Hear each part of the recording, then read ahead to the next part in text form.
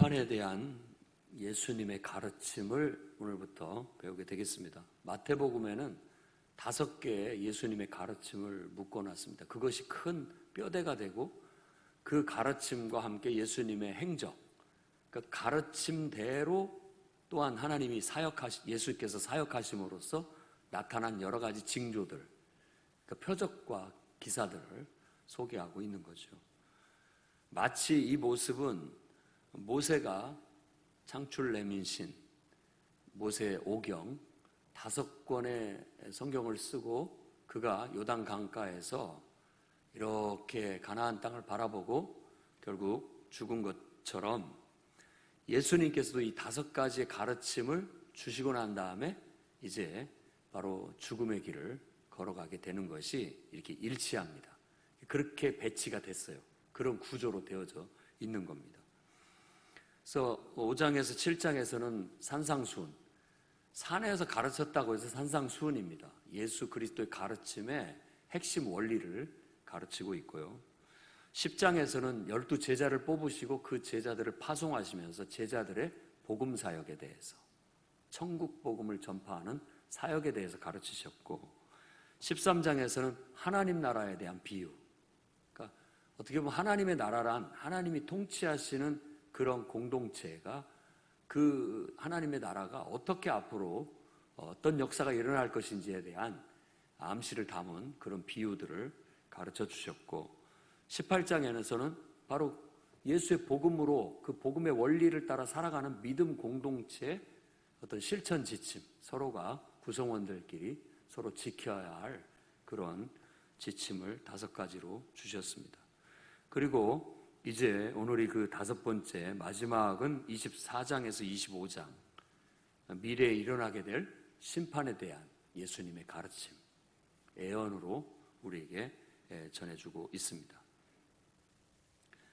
자, 어떤 사람은 23장부터가 마지막 가르침이라고 얘기를 합니다. 23장에는 바리새인들과 사두개인들에 대한 신랄한 예수님의 책망, 그리고 그들에 대한 심판에 대한 예고가 나와 있습니다.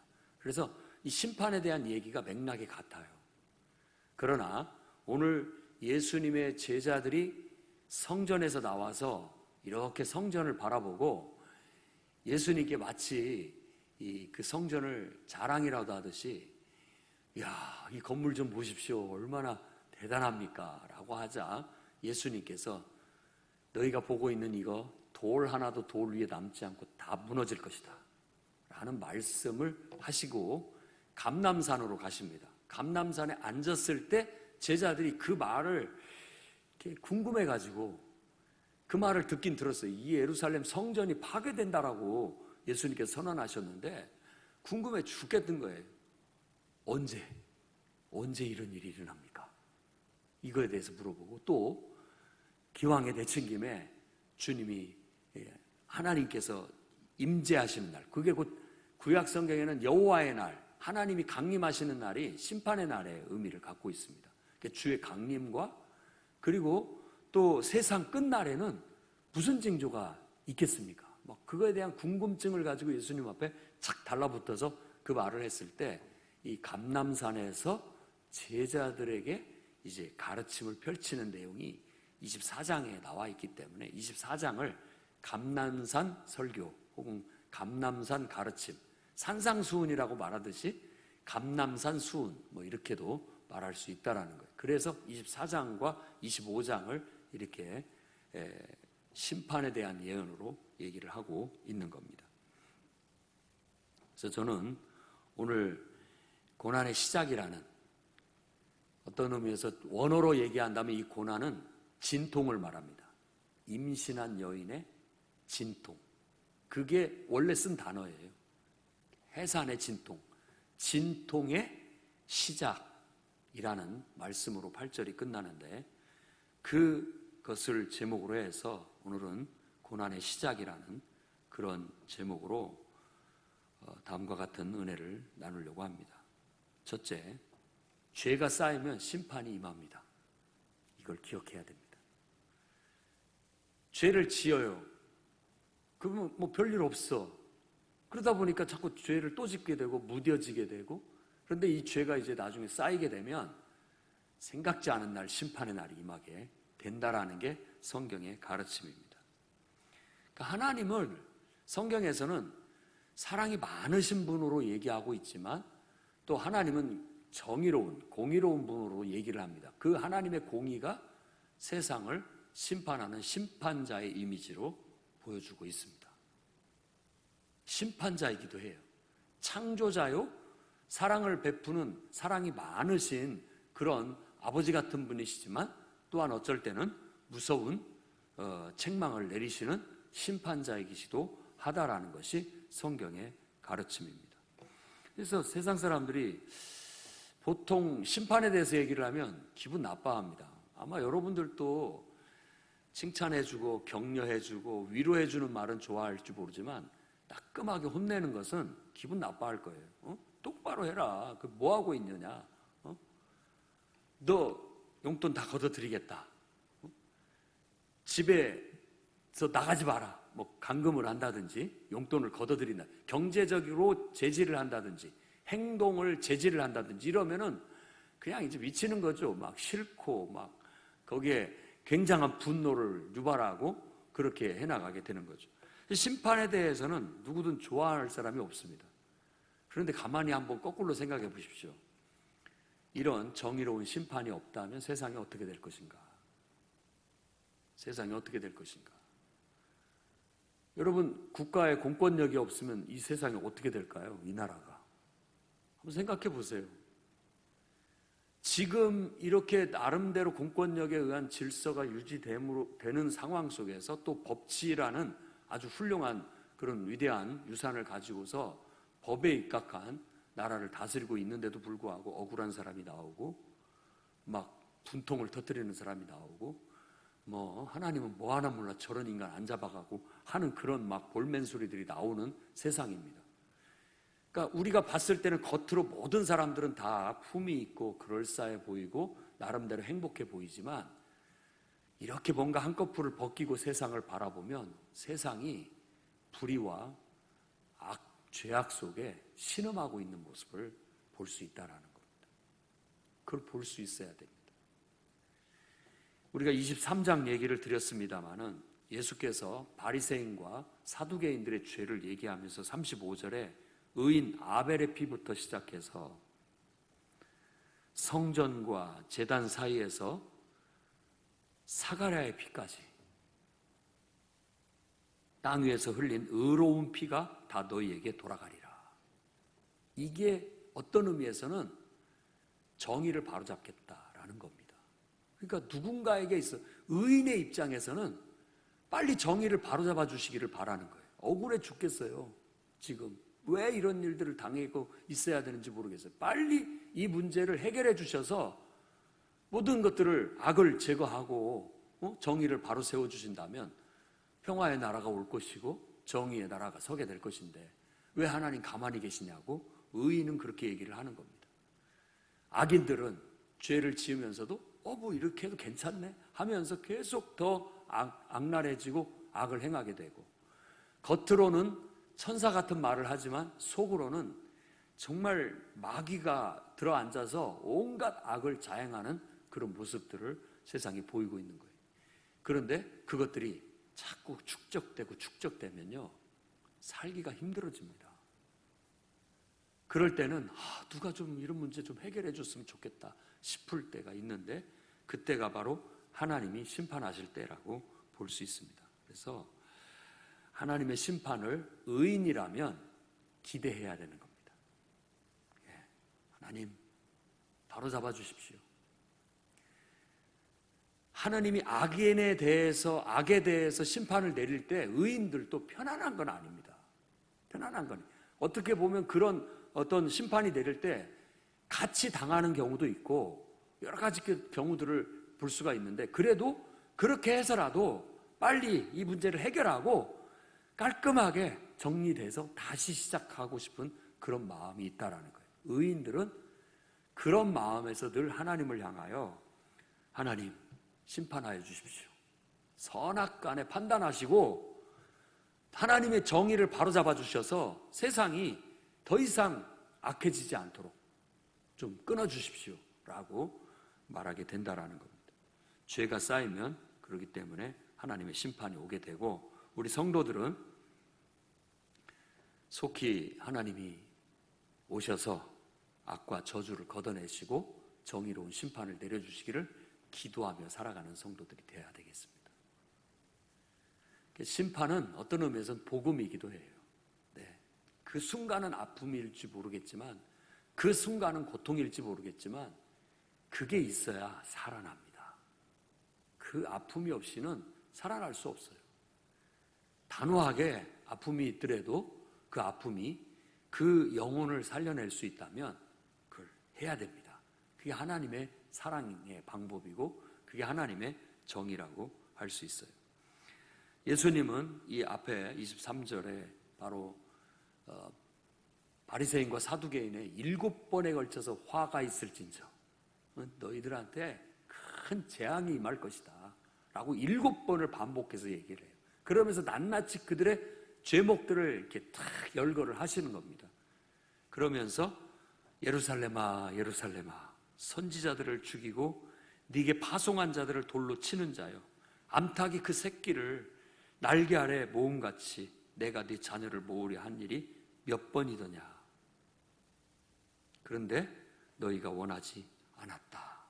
그래서 너희 집이 황폐하여 버려짐 받을 것이다.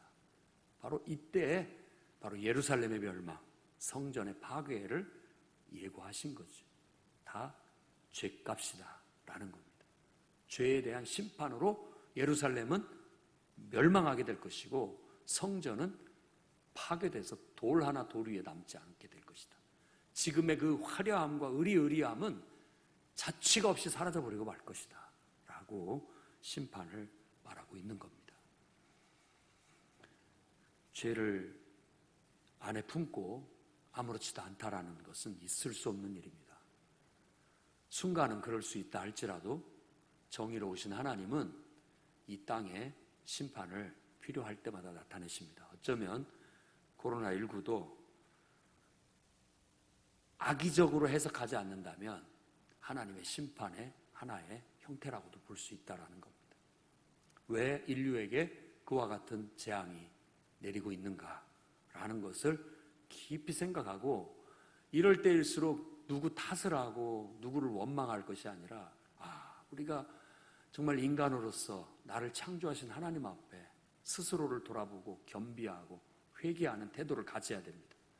왜냐하면 이것은 바로 예루살렘아 예루살렘아 암탉이 그 새끼를 날개 아래 품으려 한 것이 몇 번이더냐. 바로 하나님의 심판은 우리를 온전하게 바로잡기 위한 사랑의 행위이기 때문에 그렇습니다. 이 아픔을 그분의 사랑의 매라고 생각하고 그분 앞에서 우리 자신들이 그것을 기꺼이 받아들이고 감사함으로 받아들이고 스스로를 반성하고 스스로를 성찰하고 인간으로서 바른 됨됨이로 다시 회복하려고 하고 인간답게 하나님이 창조하신 인간답게 반듯하게 살아가려고 우리 스스로가 노력하게 된다면 심판은 금방 이 구름 낀 하늘에 바람이 불어 그냥 싹 사라져버리듯이 폭풍이 지나가듯이 언제 그랬냐듯이 평온한 날이 다가오게 될 거라는 겁니다. 그러니 우리 성도들은 하나님의 이 큰 사랑을, 심판 속에 담겨있는 하나님의 아픈 사랑을 깨닫고 기도하면서 정말 회개하는 마음으로 하나님 앞에 바로 설 수 있는 기회가 되기를 바랍니다. 두 번째는 역사는 반복된다는 거예요. 역사는 반복됩니다. 인류의 역사를 범죄하고 하나님의 심판이 임하고 회개하고 다시 구원받고 이 네 가지 사이클로 말할 수 있다는 거예요. 계속 그게 반복되는 겁니다. 에덴 동산에서 범죄부터 시작돼서 계속 반복되는 거예요. 그리고 노아의 시대 때 범죄와 홍수의 심판, 그리고 또 방주를 통한 구원, 그리고 또 새로운 시작, 또 바벨탑에서의 심판과 새로운 시작, 그리고 아브라함을 통한 새로운 시작, 그리고 이스라엘을 통한 어떤 새로운 시작, 이 모든 것들이 범죄하고 그거에 대한 심판이 임하고 다시 또 하나님 앞에 회개하고 다시 새로운 구원을 통해서 새롭게 시작하고 이런 게 계속 반복되는 거예요. 성경은 그걸 우리에게 각인시키고 있는 거예요. 보여주고 있는 거예요. 다 똑같다는 거예요. 인간은 다 똑같아요. 너희가 범죄하면 하나님이 심판을 내리시고 회개하면 하나님의 구원의 은총이 임한다. 이걸 가르치는 거예요. 한 개인이 됐든 한 국가나 민족이 됐든 그걸 샘플로 해서 우리에게 한 예시를 보여주고 있는 겁니다.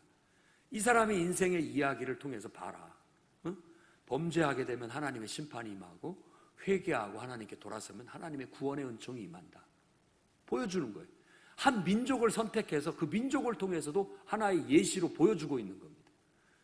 지금 열왕들의 역사, 이스라엘의 역사는 바로 그걸 보여주는 거예요. 범죄하면 하나님의 심판이 임하는 거고 회개하면 하나님의 구원의 은총이 임한다라는 걸 보여주고 있는 것입니다.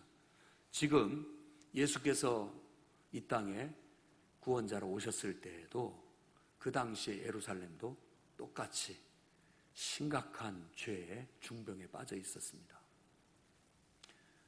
안 믿는 사람은 둘째치고 믿는다고 하는, 그것도 열심히 있게 믿는다고 하는 바리새인과 사두개인들을 예로 들어서 그들의 죄악들을 낱낱이 지적을 하는 거예요. 조목조목. 우리도 마찬가지입니다. 이 나라에서 안 믿는 사람들의 잘못과 죄악들, 그건 둘째치고 믿는 사람들이, 예수 믿는 사람들이 하나님 앞에 범죄한 것은 없는지, 제대로 하고 있는지를 돌아보고 바로 서야 됩니다. 주님이 오셔서 낱낱이 탁탁탁 지목하면 이거 다 망해도 할 말이 없다라는 거예요. 지금 그 죄값으로 망해도 할 말이 없어요. 지금 예루살렘의 멸망과 성전의 파괴는 그런 맥락에서 예수께서 지금 따끔하게 말씀하고 있는 거예요. 이제 결국은 이 고집스러운 이스라엘이 결국 돌아서지 않게 될 거고 그 죄 때문에 멸망하게 될 것이다 라고 말하는 거예요. 그러면서 사실 제자들이 물었을 때 세 가지 관점입니다. 하나는 성전의 파괴, 언제 이런 일이 있겠습니까? 주님의 재림과 그리고 세상 끝날은 무슨 징조가 있겠습니까? 라고 세 가지 질문을 했습니다마는 역사는 반복된다고, 다 똑같은 맥락이라는 거예요. 똑같아요. 예루살렘이 멸망하고 파괴된 거나 지금 똑같이 그것이 범죄하고 하나님의 심판을 통해서 멸망하게 되는 거나 오늘날 우리들도 똑같이 범죄하고 죄가 쌓이면 하나님의 심판을 받고 결국은 멸망하게 될 거라는 거, 그건 똑같은 반복인 거예요. 그러니까 그 시대에나 예루살렘이 파괴되고 성전이 파괴되는 그때나 지금 시대나 앞으로 먼 미래에나 똑같아요.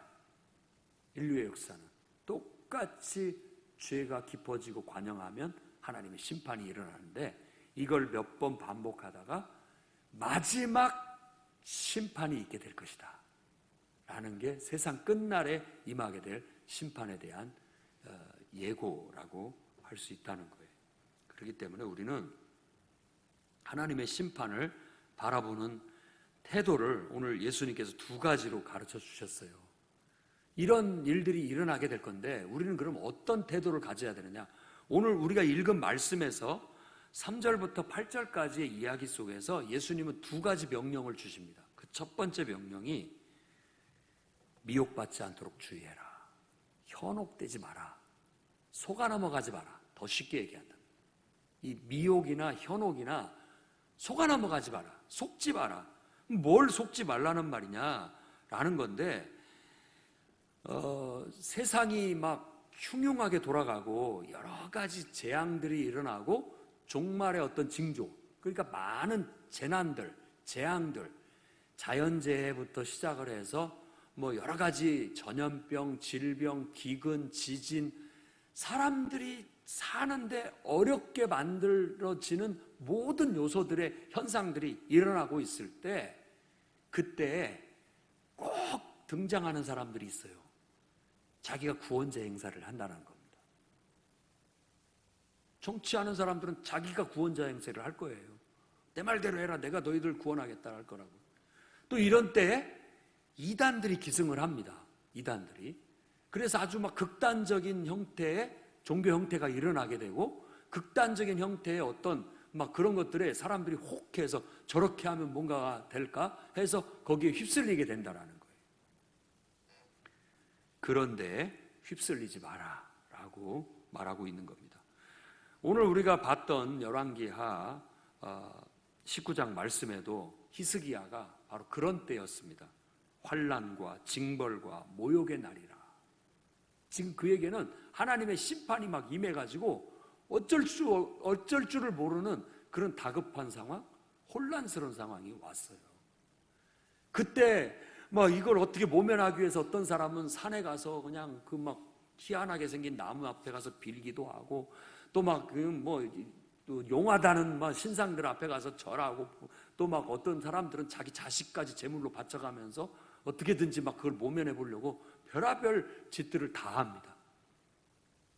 사람의 마음이라는 게 참 연약해요. 그리고 사람이 똑똑한 것 같지만 그렇지 않습니다. 말도 안 되는 소리도 잘 받아들이고요, 엉뚱한 것에도 금방 현혹이 돼요. 그렇게 똑똑한 교수, 그렇게 똑똑한 무슨 막 학자, 이런 사람들도 소용이 없어요. 묘하게 그런 것에 사람이 유혹이 돼요. 주술적이고 미신적인 그런 것들에 쉽게 빠지게 되고, 또 어떤 정치나 과학이나 이상한 그 뭐 과학적인 뭐 만병통치약이라든지 어떤 뭐 좋은 약물이라든지 이런 것에도 금방 이렇게 현혹이 돼서 빠져간다는 걸 예수님은 너무나 잘 알기 때문에 그런 상황에도 요동하지 마라. 요동하지 마라. 그럼 뭘 해야 되느냐? 저는 히스기야가 했던 태도를 가져야 된다고 생각합니다. 히스기야는 환난과 징벌과 모욕의 날이라, 다시 말한다면 심판이 임하는 때라고 스스로가 생각을 한 거예요. 하나님이 매가 지금 너무 아프게 자기한테 다가오는 거예요. 자기가 아이를 낳을 때가 되었으나 해산할 힘이 없다라고 하면서 지금 이런 많은 산재된 문제들이 막 나를 덮쳐오는데 그걸 감당할 만한 힘이 없어요. 그랬을 때 그가 여호와의 전에 간 겁니다. 하나님의 전에 가서 하나님을 의지한 거예요. 그러니까 성도들이 이 예수님 때나 또 뭐 그 전에 이럴 때나 히스기야 때나 지금 오늘날도 마찬가지입니다. 참 살기 팍팍하고 어렵고 생각지 않은 질병과 전염병과 온갖 자연재해나 이런 것들이 막 와서 막 힘들고 뭐 어떻게 해야 할지 모를 때 우리는 하나님과 눈을 맞춰야 됩니다. 그래야 흔들리지 않아요. 아니면 이 세파에 현기증을 느끼고 쓰러질 겁니다. 쓰러져요. 신앙이고 뭐고 다 내팽개칠 수도 있고요. 우리의 인생도 막 한꺼번에 무너질 수도 있고 쏟아질 수도 있는 거예요.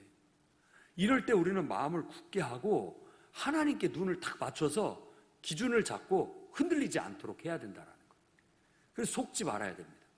이 흐르는 물에 현기증을 누리는 건 내가 지금 속고 있는 거예요. 뇌가 속아서 현기증을 느끼는 거예요. 그래서 기능을 잃고 쓰러지는 겁니다. 우리가 세상의 막 세파들을 그리고 여러 가지 일어나는 일들에 너무 집착을 하고 그것에 이렇게 집중을 하다 보면 그거에 의해서 내가 흔들리게 됩니다. 중심을 잃어버릴 수가 있게 되는 거예요. 우리는 그저 단순한 믿음, 하나님 말씀만 의지해서 간다. 하나님만 의지한다. 하나님께서 이런 일도 허락하셨다면 어떠면 우리는 견뎌야 된다. 달게 받아야 된다.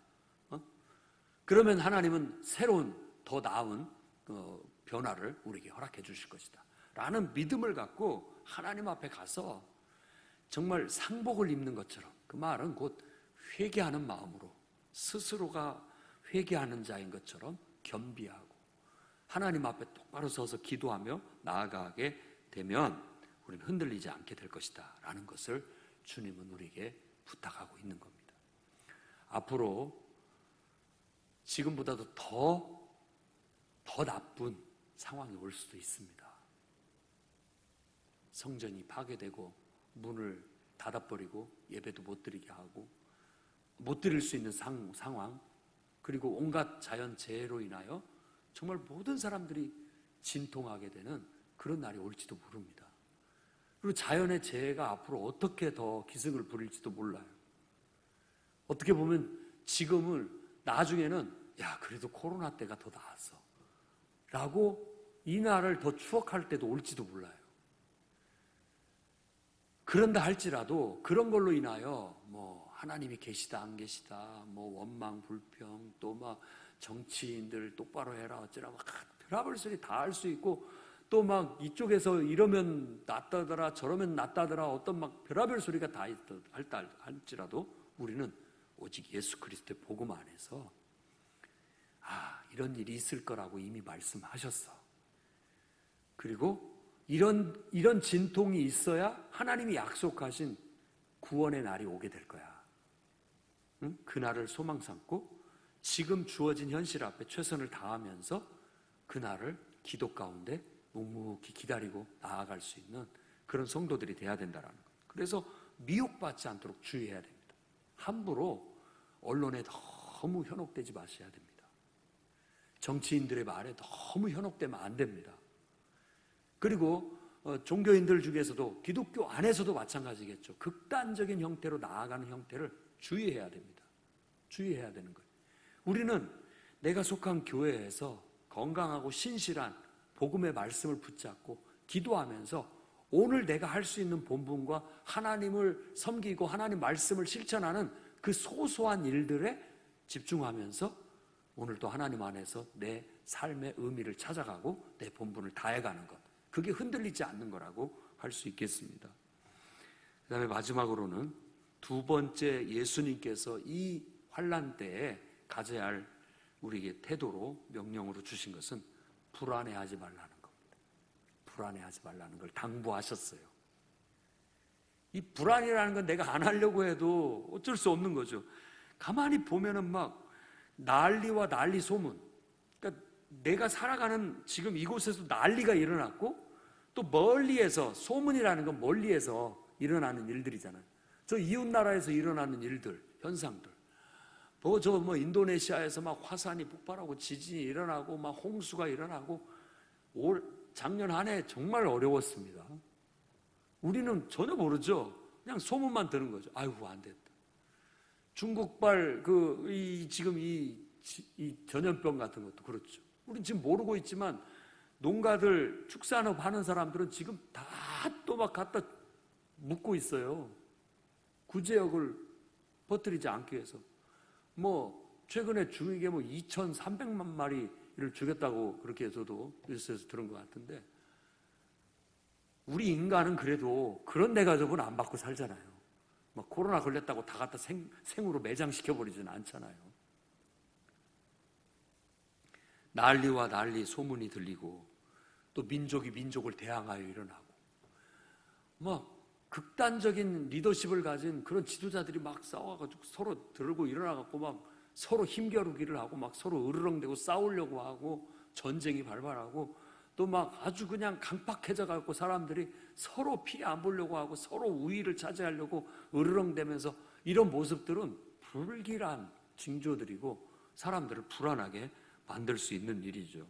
민족이 민족을 대항하여 일어나고 나라가 나라를 대항하여 일어나게 되고 곳곳에 굶주림의 기근이 일어나고 또 지진이라는 단어를 썼지만 이런 것들은 지진이라는 땅의 진동도 얘기하지만 사람들의 동요도 얘기하는 겁니다.